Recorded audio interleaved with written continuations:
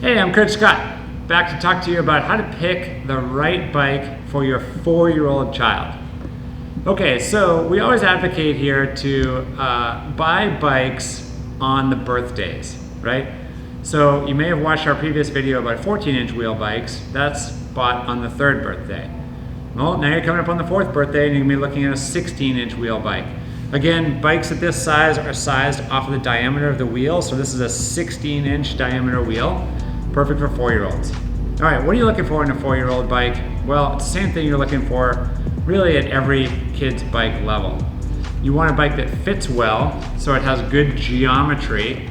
The geometry of the bikes relates to how far between the seat and the handlebars the child sits, how low to the ground the seat is, and the various angles that make up the steering column here, which we call the head tube, and how long the back end of the bike is here with the back wheel.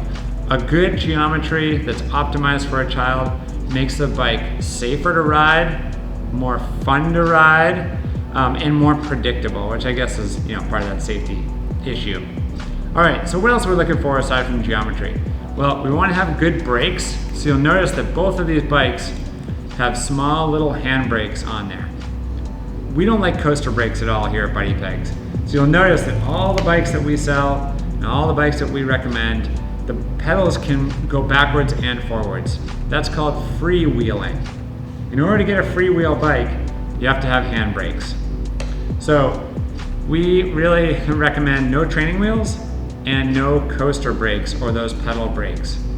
All right, well, what if you have a child who doesn't know how to pedal and they're 4 years old and they need training wheels? Well, that's not uncommon, but they don't need training wheels. You'll notice here on this bike, I just took the pedals off. So just like the littlest bikes that we call balance bikes, any wheel size can be turned into a balance bike by simply taking off the pedals. So if you've got a 4-year-old child who's still learning how to pedal, don't go towards training wheels. That actually teaches the opposite of balance. What you want to do is just take the pedals off and let them kick and glide the bike until they develop that internal gyroscope of balance for themselves.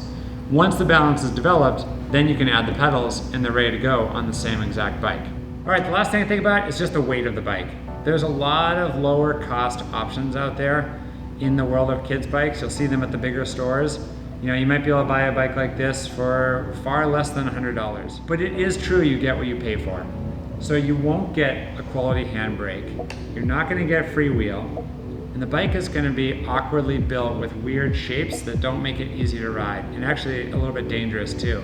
Really, really short in the top, so you'll see a child riding a lower quality bike and they can't really turn because they don't have a lot of room. And the bikes are really tall, so their center of mass is way up above the wheels and they can't put their feet on the ground.